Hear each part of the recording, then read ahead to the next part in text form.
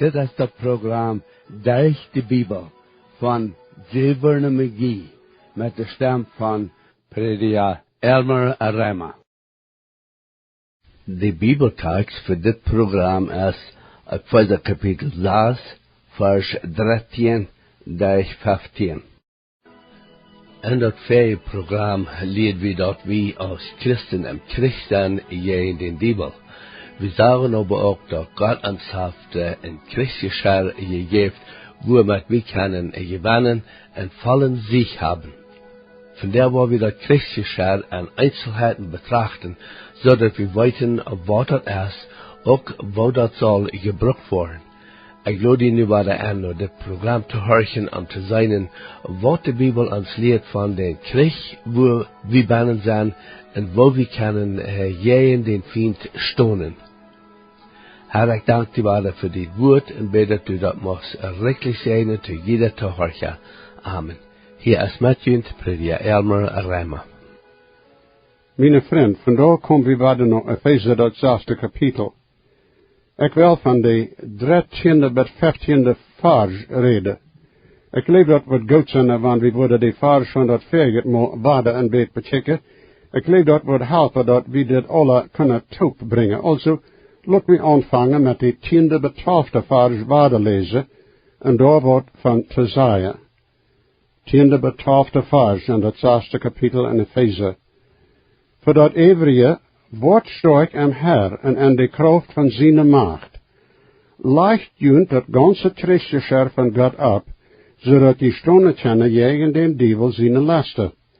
Dan ons kampf is niet tegen bloed en vlees, aber tegen Herrscher, tegen gewollte, tegen de duisternis welt Herrscher, tegen de beze geesten en de hemelswelte. Van dit hebben we zien dat de Dievel zijn engel zo aangerecht heeft, dat zij arbeid en steed ganz krijgt weten.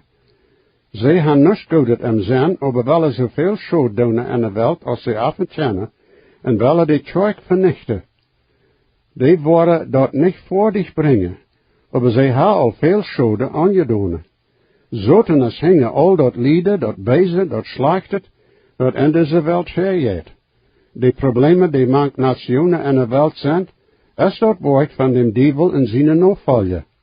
Hij heeft mensen in een zinde aangebracht, en die zinde brengt een mens in leven en in grond aan. En er zijn mensen die zich van dem Dievel brokken laten. Schuld. We hebben ook gezien dat zoten wordt zich niet met den chameren die in zin wandelen, dan die zijn al zijn navolger. Zonen over die bekeerd zijn, en zonen die naar de rading forschen. Jegen zonen wordt hij zijn terug vieren. Dat is waarom Paulus zegt dat we moeten hem Herr sterk zijn, en in de kracht van zijn macht. Dat is waarom we dat ganze Christgeschirr moeten afleiden, zodat we tegen dem Dievel stonden kunnen. Zo'n geschirr is gemaakt zo dat ons dat beschützen kan. Dat is zeer wichtig dat we behouden worden, dat dit een geestelijke strijd is. Dit kamp is niet tegen vlees en bloed, aber tegen geestelijke vriend. Weltliche oder irdische Dinge kunnen hier nicht gebruikt worden. Die sind nutzlos gegen geistliche Feinde. Dat Christgeschirr ist uns von Gott gegeben, aber dat wordt uns nicht helpen, wenn wir dat nicht abnehmen und antrekken worden. Wir können nicht bloß ein oder zwei Dinge nehmen, dat moet dat ganze Christgeschirr zijn. Gott hat dat alles so gemacht, dat het krijgt toepost, en dat moet alles gebruikt worden. Zoten is zeer klug aan zijn godloosheid. En we moeten alles nemen wat God erin gemaakt heeft.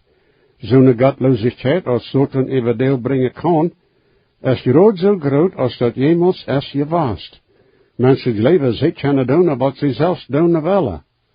Ze leven, zij zijn de meesters over ihr leven. Maar wanneer ze niet dem Herr zijn navolger zijn, dan zijn ze even zoten zijn Sklaven. Er zijn nu veel mensen in de wereld, die ongezoten zijn regering zijn. Ze wandelen in ihre zin en in ihre eigen weg en had dem Herr afgezegd. Personen die Christus aangenomen ha, had dem Dievel ook als ervindt. En hij wordt terugmaken met aan. Dat is zeker. God heeft ons alles gegeven, zodat wij tegen zoten stonden kunnen.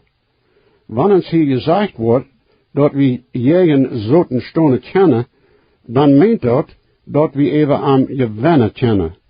We worden tot tijden vallen, maar we worden niet liggen blijven. En we worden niet doorgesmeten worden, zolang als we am geloven stonen, en niet aan onze eigen kracht. Een soldaat die met een andere soldaat vriend kriegen deed, moet stonen blijven, anders kan hij niet tegen den vriendje wennen. De duivel zijn lesten zijn zo schmeissig, dat we oppassen moeten, zodat hij niet de overhand krijgt. Dit is voor God zijn woord zo wichtig is. Wils de duivel een leugenaar is, kan we met aan de waarheid zum Rane brengen, en even aan je wennen. We brokken niet van aanranen, maar we kunnen dat ook niet wagen dat we aan bevriendelen, of met aan proeven te handelen. Met God zijn Christuscher kunnen we je aan stonen, en kunnen aan stonen blijven. Hier zijn allerlei andere schriften die van stonen reden, en aan het vertalen wordt we alles in Christus aan. Römer het 5e kapitel, de eerste 2 vers. Wils wie durch den Glauben nu zijn gerecht geworden, hebben we vrede met God durch ons Herr Jesus Christus, durch wem we ook toegang hebben, durch hem Glauben, nur die genade en die we stonen, en vrije ons en de hoopning voor God zijn herrlichkeit. Hier wordt ons gezegd, dat we en God stonen kennen. 1 Korinther het 16e kapitel, 13e vers. Ziet wakker, stoot vast im Glauben, ziet manhoofd, ziet sterk. Hier lezen we dat we zullen vast im Glauben stonen, en ons zo als mannen benemen. En dan 2 Korinther 1, het 24e vers. Niet dat we even jun Glauben herrschen, aber met arbeiden met june vrede, dan die stonen derg Glauben. Dit zijn goede vers, die we terugbrengen kennen met de vers, en Efeesa het 6e kapitel, die ons vertalen dat we zullen dat Christus opnemen, zodat we jeen zoten stonen kennen. We kennen dat doen, en we zijn in deze verhältnissen jeen zoten, wils we en God zijn genade stonen, en wils we durch den Glauben en toegang te God hebben. Dat is waar we vast stonen moeten. En aan zijn eigen kracht kunnen we niemals stonen blijven, aber am Glauben, durch God zijn genade, is dat alles mogelijk. Durch Christus hebben we tegen den duivel gewinnen. Nu wil we zien hoe dit alles toepassen deed met wat Paulus in Efeesa 6 te zeggen heeft, de 13e vers. Also neemt dat ganze Christuscher van God, zodat je waarder stonen kennen aan den beste dag, en wanneer je alles uitgerecht hebt, dat je stonen blijven. Irgend een dag, en want de duivel zijn godloosheid blijven deed, is een beze dag. De duivel wordt ons verheer niet vertalen wanneer, oder wo, hij met ons strijden wordt. Doorwegen moet we aan reed zijn. God heeft ons dat teruggeschreven gegeven, aber we moeten dat opnemen. Wils we niet weten wanneer de duivel met ons strijden wordt, zullen we ons iedere dag reed maken voor zijn lesten. En het 5e kapitel van dit brief, de 16e vers, zegt Paulus, nutzt de tijd uit, dan de dag zijn bees. De dag zijn bees, wil de duivel nach ramrand van zijn, wem hij verrieten kan. We moeten dem waarde stonen. In 2 Korinther, het 10e kapitel, 3-5 vers, zegt Paulus, dan wanneer we am Fleisch zijn, doen we doch niet om Fleisch kämpfen. Dan die Gewehre, met die we kämpfen, zijn niet vleeslich. Aber kraftig en God alles dood te breken dat vast steht, mensengedanken en alles dat zich tegen de erkenntnis van God afstelt, en nemen alle gedanken gevangen die tegen gehoorzaam tot Christus zijn. De Bibel zegt dat Christus zijn Gottes Zingen, die zijn heilige, die zijn lieden, en Christus zijn gemeend. En we zijn ook soldaten, en ook pilja. Hebreeën 12, eerste 2 vers zegt, also nu ook wie, zijn eenmaal wie zo'n grote wolk van zee ram ons ha, wel we alles wat ons hinget, ons ziedleien, en de zinde die ons zo aanhangt, en aanhouden en ranen en dem spelstrijd die ver ons gezet is, en dem wie Jezus em oor houden, die de aanvanger en voordig maken is van ons geloven, die voor de vrijheid die ver aan gesteld weer, dat triets uithelt, en acht de schande als nust, en haft zich aangezet ter rechte zijde van God zijn troon. Op de Bibel van ons als een soldaat redt, dan zegt dat we stonen zullen. Wils God ons dat Christus gegeven heeft, en wie ons op zijn kracht en macht verloten, dan waar we doch nog stonen kennen, want de strijd ook ernsthaft is. En God zijn macht, tja we stonen blijven, want de duivel ook sterk en krachtig is. Nu Efeesa dat 6e kapitel, de 14e en 15e vers. Daarom stoot vast en neemt de waarheid ramjunt zoals een gard ram de lende, aangedaan met dat brastschild de gerechtigheid, en ziet reden dat vredesevangelium aan te nemen zoals show op een feit. Hier zegt Paulus waarde dat we zullen vaststonen. Vaststonen meent niet dat we stekzinnig zijn. Dat meent liever dat we zullen geen roem erlauben voor valse leer, oder dat de duivel dat voordeel van ons trieën wordt. De duivel wil God zijn woord en zijn werk vernichten. We moeten aan en zo'n werk waarde stonen. Hij wordt ook proeven ons van God zijn arbeid weg te lokken. We moeten vast stonen en dat niet erlauben. En in 3e vers en in Judas brief lezen we dit. Liefste vriend, als ik vlietig wie jullie te schrijven wegen onze algemene zaligheid, veel ik dat nedig dat ik jullie schrijven zal, dat je op eerens kampen zullen voor den geloven, die een voor allemaal de heilige aanvertrouwd is. Was Gott verheißen, das bleibt bestehen, und wenn auch Himmel und Erde geben, denn unsere Stützen zerbrechen alle, was Gott verheißen, das hält, was Gott verheißen, das will er geben, mag alles lieben, es bleibt bestehen, denn auch verlöschen die Sterne alle, was Gott verheißen, bleibt bestehen.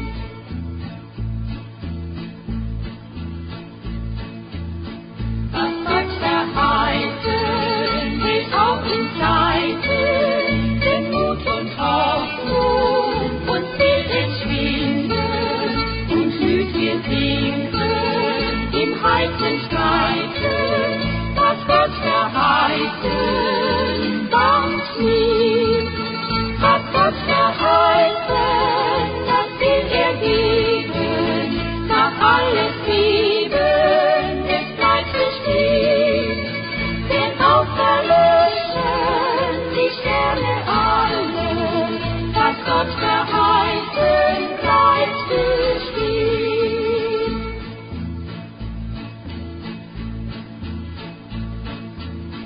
Was Gott verheißen, ist auch am Tage, wo Gott uns rettet, aus Not und Plage, die Siegeskrone dort dann empfangen, die überwunden durch Blut. Was Gott verheißen, das will er geben, mag alles lieben, es bleibt bestehen, denn auch verlöschen die Sterne alle, was Gott verheißen, bleibt bestehen. De geloven hier meent de rechte leer die we van Christus en zijn radung ha. Daarop moet we vaststonen. Dan moet we ook vaststonen op de gelegenheid die we ha voor Christus te leven en te arbeiden of werken. 1 Korinther 15:58 leest zo, daarom mijn liefste breder, stoot vast, onbeweegt, neemt immer toe en dem Herr zijn arbeid. Wils je weten dat jullie arbeid en Herr niet vergeefs is. We zullen de waarheid ramens ha, zoals een gard ram de lende. De Römische soldaat had het kleden, de los waren. Also wanneer hij kriegen wil, dan moest hij de loze kleden en zijn gort stappen, zodat die niet am stich worden zijn. Alle dingen die ons mochten am strijd hingeren, moeten met de waarheid top gehouden worden, zodat we die niet onje aan zijn feit worden hebben. De waarheid dan, is dat wat alles top houdt. Dit wordt ons helpen dat we dem zoten wederstonen kennen. Nu dan, wat is de waarheid? Van waar komt dat? Ik wil nu meer een vers van de Bibel lezen, die van de waarheid reden. Johannes 1:14 zegt, en dat woord wordt vlees, een mens, en woonde maak ons, en wie zagen zijn herrlijkheid, zoals een vader zijn eens gezien, vol genade en waarheid. Johannes, dat 8e kapitel, de 31 en 32e vers. Dan zei Jezus tot de Joden die aan hem geleefden, wanneer je bij mijn woord bijblijven, dan zij je waarhaftig mijn jongen. Dan word je de waarheid weten en de waarheid wordt je vrij maken. Johannes 14:6, Jezus zei tot hem, ik zie de weg, de waarheid en dat leven. Keine komt om vader, buiten durch mij. Johannes 17, 16e en 17e vers. Zij zijn niet van deze wereld, groot zoals ik ook niet van deze wereld zie. Hou aan de waarheid. Dien woord is waarheid. En dan Johannes 18, 37 en 38. Pilatus zei dan te hem, bist du dan werkelijk een König? Jezus antwoordt, du sagst recht, ik zie een König. Daartoe zie ik geboren en aan deze wereld gekomen, dat ik voor de waarheid zeggen zal. En jeder die van de waarheid is, hiert mijn stem. Pilatus zei te hem, wat is waarheid? Als hij dat gezegd had, ging hij bij de route naar de Joden en zei te hem, ik vind geen schuld aan hem. En dan ook 1 Timotheus 3, kapitel de 14e en 15e vers. Ik schreef dit nu, wanneer ik ook hoop om karten naar die te komen, maar wanneer ik dat lang vertrek, dat u weten mocht, hoe een zich aan God zijn huis verhouden zal. Dan dat is dem leven je God zijn gemeent, de grond en stender voor de waarheid. Hier wordt ons dat zeer klaar gemaakt, dat de waarheid met God en Christus verbonden is. Dat komt van God en is door dem Herr Jezus naar de eerd gebracht. Dat is ons aan God zijn woord bewaard en dat de echte kerk, God zijn gemeent, de grond en de stender van de waarheid is. Dit is ons bekend gemaakt door het evangelium van dem Herr Jezus. We moeten zeer klaar zijn wegen dit. Zonen, wanneer zij ook zeggen dat ze Christen zijn, aber die God zijn woord niet ganz aannemen, stonden niet aan de waarheid, vriend. Radung voor een zinde is bloos aan dem Herr Jezus. Hij is de enige weg naar hemel. En zonen die dat niet leven, hebben zich van de waarheid afgesneden. Ze hebben niets met wat ze zich kunnen ophouden. Ze hebben niets met wat ze tegen dem Bibel stonen kunnen. Dit is dat eerste poort van ons Christuscher. Dat nächste is dat brastschild de gerechtigheid. Dat brastschild wie een jaandag zeer wichtig en nedig voor een soldaat. Dat wordt zijn hart en zijn longen bewaren. Dat kan hoogstens zijn dood brengen wanneer een flitsbare pijl aan doortrafen wordt, wanneer hij niet zo'n schild wordt hebben. Voor den Christ en deze geestelijke strijd is dat brastschild de gerechtigheid dat wie je krijgen ha. Wat van de gerechtigheid is dit? Dat moet zo'n gerechtigheid zijn, dat God aangeneem is, dan hij heeft ons dat gegeven. Also kan dit niet een gerechtigheid zijn, die we zelfs uitgedacht hebben of zelfs ingesteld hebben. De Bibel heeft genoeg ervan te zeggen dat we daarover niet twijfelen brokken.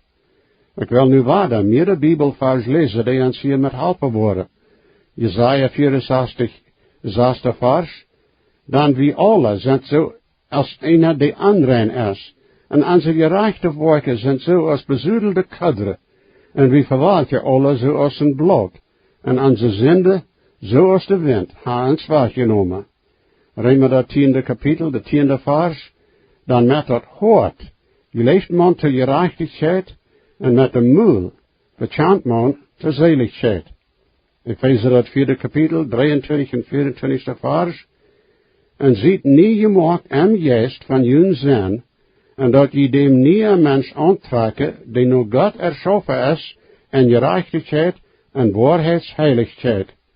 1 Korinthe 1:30, en derch aan zendt je en Christus Jezus, die van God wordt voor ons gemaakt tot wijsheid en gerechtigheid en heiliging en zaligheid. En dan 1 Johannes, de 2e kapitel, de 10e vers. Daarin is het klaar gemaakt, woont God zijn tjingen zendt, en woont in Bibel zijn tjingen zendt. Wer niet gerechtigheid heeft, is niet van God. Ook wer zijn broeder niet lief heeft. Philippe, de 3e kapitel, de 5e tot 9e vers. Ik word am 8e dag besneden, uit dem geslacht Israël, uit dat Benjamin stam, een Hebreeër van Hebreeën, wat het gezaad aanbelangt en Farizeeër, ewig genoeg de gemeente te vervolgen, en wat de gerechtigheid en gezaad aanbelangt, aanschuldig, aber wat immer mij dan toe gewenst weer, reken ik nu aan Christus zijn halve, als verlust, meer als dood. Ik zie alles aan als verlust, jegen de veel vertreffelijke genus, mijn Herr Jezus Christus te tjenen. Aan dem zijn halve ik dat alles verloren ha, en zie dat alle aan als schund, dat ik Christus gewen, en aan mocht gevangen zijn, niet met mijn eigen gerechtigheid die ik dat gezaad champ, aber eine die ik den geloven aan Christus champ, de gerechtigheid van God, die durch den geloven champ. En het is vars, we zijn dat onze eigen gerechtigheid voor God nicht talen wordt. Jezus Christus is onze einzige gerechtigheid. Wanneer we hem als heiland aannemen, dan zijn we als gerecht voor God gesteld. Dus alle zin is dan van ons weggenomen. Dat kan een mens zijn eigen gerechtigheid niet aannemen, dan dat is met de zinde bezoedeld. God zijn gerechtigheid wordt ons durch den geloven toegerekend. Also stoven we voor God en Christus zijn gerechtigheid en niet aan onze eigen. Oder de gerechtigheid die van dat gezaad stemt. Dit is de gerechtigheid die in ons leven nu dan moet uitgeleefd worden. Johannes zegt dat we kunnen weten, wer God zijn tjingen zijn, wanneer we zijn worden, dat zij deze gerechtigheid in leven even worden. Onze gerechtigheid die we van God durch den geloven gekregen ha, kan ons eigen zoten zijn aanvallen beschützen. Dem soldaat zijn feit zijn zeer wichtig. Wanneer die feit niet recht schaffen oder niet recht bewaard zijn, dan kan de soldaat zijn arbeid niet doen. Die feit zijn zoals een goede grond. En wanneer dat niet door is, dan kan hij ook niet stonen. En wanneer hij niet stonen kan, dan kan hij niet aan de strijd gewinnen. En dit Efeesa kapitel zegt Paulus dat we zullen dat vredesevangelium zo opnemen als zo op een feit. Wanneer een mens krank is en zijn feit, dan zijn er veel dingen die hij niet doen kan. En de geestelijke strijd moet we zeker maken dat die feit recht beschützt zijn. Dit heeft met dat evangelium te doen. Dat evangelium van die we reden is dat evangelium van de Heer Jezus Christus. Wanneer hij dat evangelium en die feit toebrengt, dan moeten we dat zo bezinnen, dat we moeten met dat evangelium naar andere mensen gaan. En we moeten zeker maken dat we de rechte boodschap hebben. De grond van dat evangelium is de Heer Jezus. Zoals Paulus in 1 Korinthe, de 3e kapitel, de 11e vers zegt, dan een andere grond kan geen leien buiten den die al gelegd is, en dat is Jezus Christus. En Galaten, dat 1e kapitel, de 8e vers, brukt Paulus zeer strenge woord. Aber wenn sogar wie oder een engel van Himmel een ander evangelium predigen zullen, buiten dat wat wie junt gepredigt ha, laat aan vervlucht zijn. En wat weer dat evangelium dat Paulus predigen deed? Nou, in Römer 1, 16 en 17 zegt hij, dat ik schäm mij niet met dat evangelium, dan dat is de Gottes kracht, al den zelig te maken die daaraan leven. De Juden dat eerst en ook de Grieken. Dan daarin is God zijn gerechtigheid geopenbaard, van geloven tot geloven, zoals het geschreven staat, de gerechte zal durch zijn geloven leven. En in 1 Korinthe 15, de eerste 4 vers, wordt hij ons dat wieder duidelijk maken. Nu maak ik junt dat evangelium bekend, breder, dat ik junt gepredigd had. Dat je ook aannemen en woont je ook stonen. Derch woont je ook geraad zijn, wanneer je dat vasthouden, dat ik junt gepredigd heb, buiten wanneer je en zanst je geleefd ha. Dan ik bracht je tot wat het eerste is, dat ik ook gekregen had, dat Christus voor onze zonde stierf naar de schrift no, en dat aan begroofd wordt en de derde dag van dood afstond naar de schrift no. Dat evangelium heeft met dem Herr Jezus te doen, en we zullen te alle tijden reed zijn, voor aan vals te stonen, en voor aan en zij te zijn. Dit is wat Petrus in 1 Petrus 3, 14 en 15 te zeggen heeft, aber wanneer je werkelijk aan gerechtigheid liede, zeg je zegen, had niet angst voor trotsen, en schrijkt je niet, aber heiligt Gott dem Herr im Hort. Ziet immer reden, een goede antwoord te geven tot den, die junt vragen wegen de hoopning, die aan junt is. Nu dan, mijn heren, wat hast u met het evangelium gedaan? Hast u nog wat andere gehoord dat niet Christus zijn evangelium is? Daar is radung en geen andere, als de Herr Jezus Christus. Du warst geen schutz tegen dem Dievel ha, wanneer du niet aan Christus zijn gerechtigheid geschlecht bist. Breng die zorgen naar dem Herr Jezus en neem hem aan als dien heiland, nu. We worden dat nächste Mal Schluss maken met dit wunderschöne Efeesa-boek. Ik hoop dat es een zegen je was voor die, en dat het een zegen wordt zijn en dem, dat u door wieder binnen studeren worst. Gottes Segen, meine Freunde. Jesus weet, versprach ik zie, dat geeft hij aan zichzelf, en je weet, kent hij nu die, heeft die af van wie am best. Hij hat God niet geert, hij dat geen schuld. Jezus starb und litt für mich, mit mir.